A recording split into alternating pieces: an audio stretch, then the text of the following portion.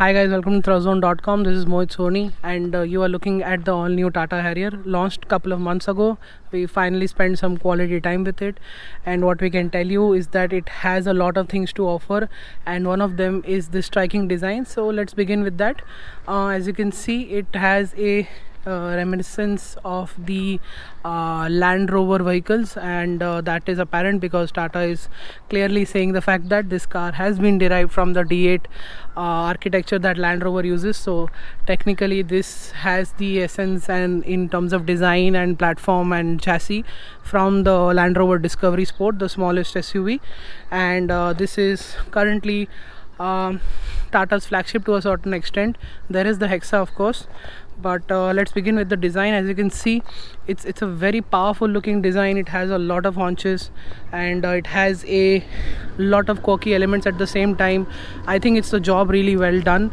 The elements such as this line that runs here, these very Velar-ish, Range Rover Velar-ish LED tail lamps, the side profile again slightly coupe-ish, and it looks really good. Obviously, as you know, the alloy wheels are not the highlight of this car. They are very plain, but somehow all of this comes together to make this car look so attractive that even we've come across certain avid two-wheeler enthusiasts who really appreciate this car for its design, and they say they would own this car because just the way it looks. So I think that's a big plus point for Tata Motors, because they've just nailed it with the design. The front end also has these quirky elements, this grille that comes from the Impact 2 design language. The headlamps here have part projector and part normal, and there are fog lamps as well, and the upper ones are the DRLs, and they are used for the turn indicators as well. Overall, a great looking car, not a bad angle. Every angle it looks really good. The elements are just right. So is the window line and everything else. The bonnet here, very muscular, almost a very Land Rover, Range Rover-ish. To begin with, certain elements, it gets dual blade wipers, which is kind of a rarity in normal cars. This is clearly a not a normal car. This is a very extraordinary car from Tata Motors. And that is the interior. Again, something that Tata has extremely worked upon really well. These leather seats clearly remind me of the time I spent some time earlier with the Jaguar cars, and the leather and the color and the stitching just reminds me all of that, but it's very different. It has Tata elements to it. So as you can see, these dots here, Tata has been using this pattern everywhere, even on their showroom hoardings. So that's a Tata thing that is happening here. Even the floor mats get the new design. I would recommend you get these because they look really good. I don't know when the last time I told anybody to get these for any kind of floor mats, because they look really good.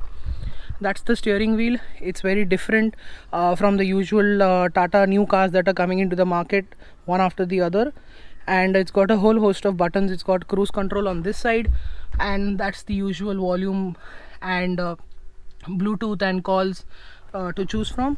Stocks are very similar though, but what you can see, piano black, aluminum finish, wood, all these three elements in one car, in a car that comes from the Tata Motors stable, is quite something to look forward to.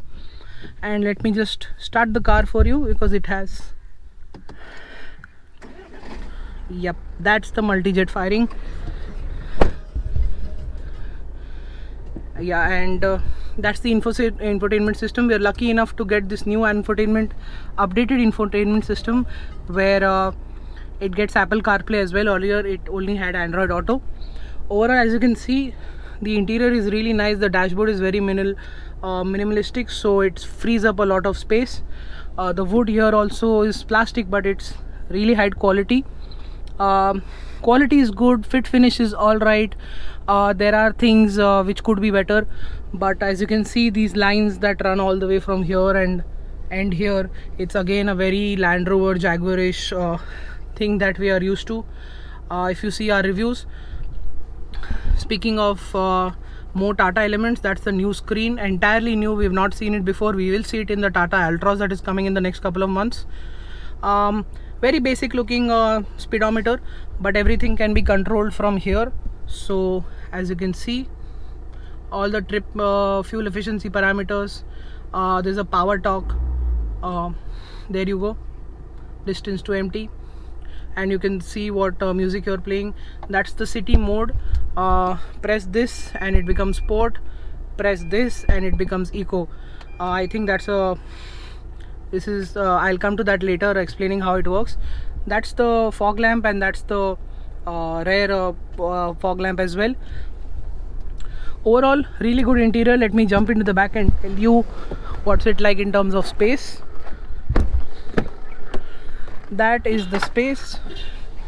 Yeah, that's the annoying part of this car. If the moment you get out of the car and it start, it will honk 10 times to tell you that the key is outside. So I think Tata need to fix that. This is me sitting behind my driving position. I am 5'10", lots of knee room, good leg room, you can stretch a bit, the under thigh support is excellent, space here is quite good. It should be alright for majority Indian customers. People who are tall enough may complain, but certainly most people should not. Ample headroom as well. The overall view from here is also quite good. I can see a lot in front of me because the seats are this particular seat, my seat is driving position is quite low. You get to keep some things here. Again, it's a shoulder room, could be a little more, but nevertheless it is really good. What you get here is an armrest with cup holders, adjustable headrest, not for the third person, and that's how you open the doors, that's how you lock it, that's how you unlock it. Overall, good space, good air conditioning. Bombay Pune is very hot right now, and Tata always has great air conditioning in their cars, and this is also doing a great job.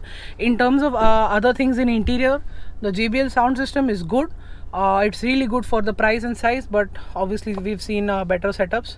But since this is a new segment and a new niche that Tata is creating with this particular product, I think it sets a benchmark automatically. What is also lives up to the name quite literally is the handbrake that comes from the aircraft, because it's a Tata Harrier, and the Harrier name comes from a vehicle from an aircraft that does vertical takeoffs and landings.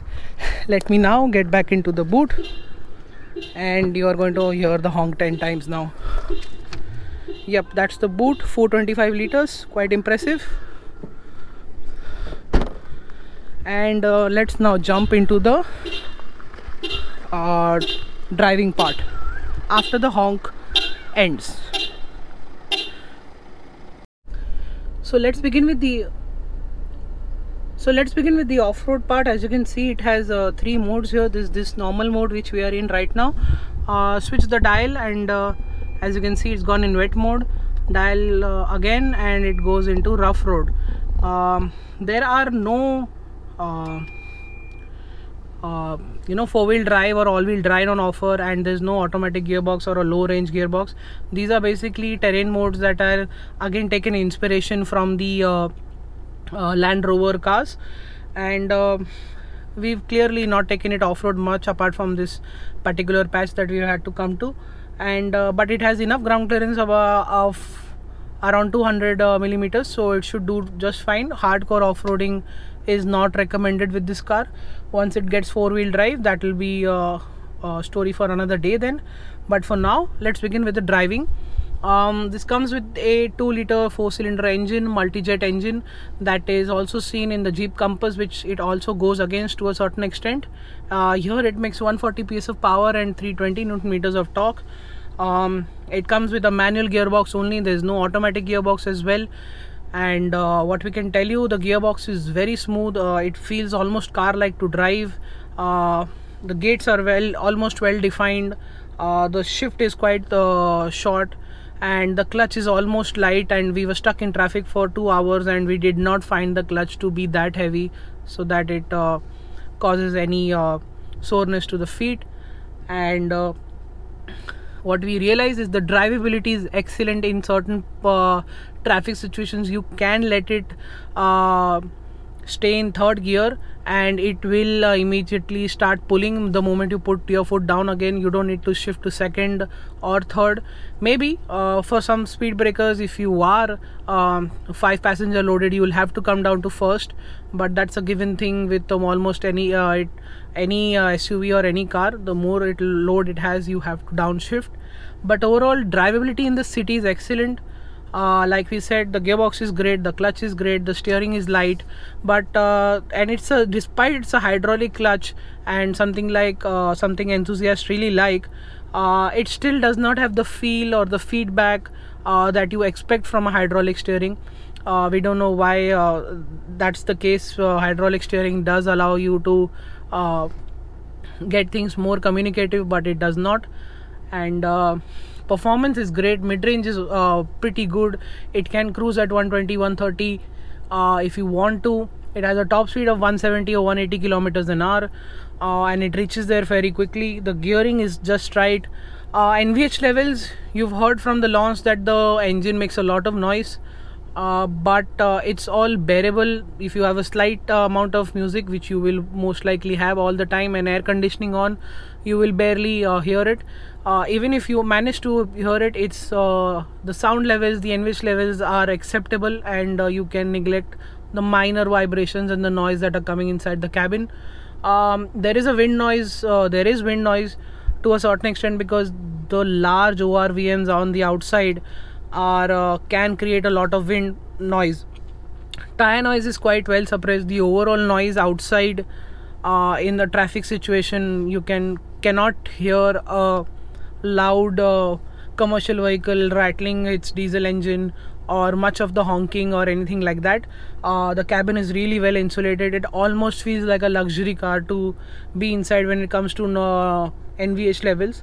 I think that's the reason why this car is doing extremely well, and it will do because the NVH levels are really, really good in almost every aspect.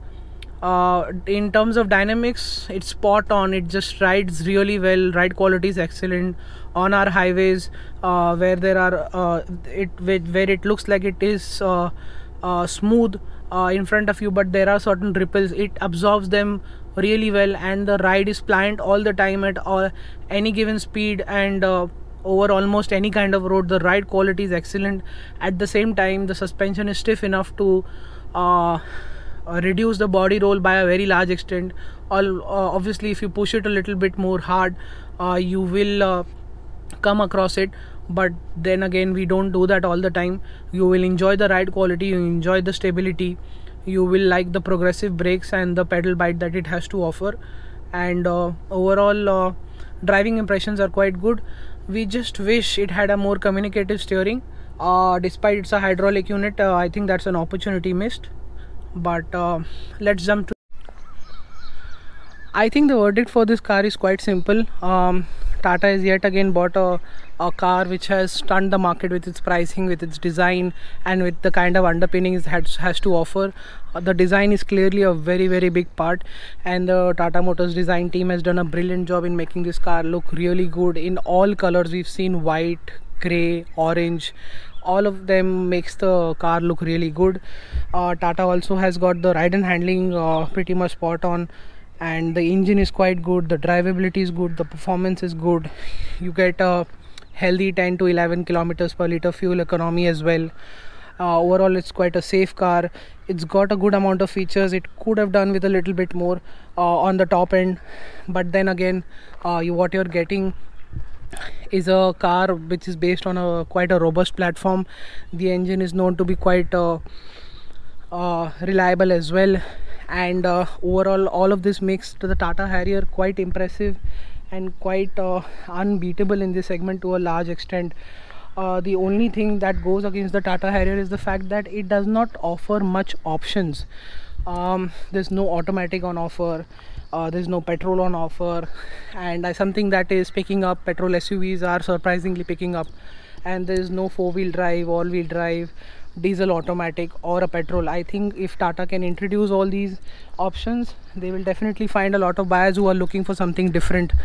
But as we all know, the reason is quite simple. The BS6 emission norms make it very difficult for anybody to get that right now, and that's the only thing stopping people to buy this car for now. So that is it. It's a great value for money proposition, and Tata has yet again captured the segment with a product which is quite unbelievable, because it comes from the Tata stable. That's a huge change. So that is it. Thank you so much for watching this video. Like, share and subscribe, follow us on social media and stay connected. Thank you so much for watching, and goodbye.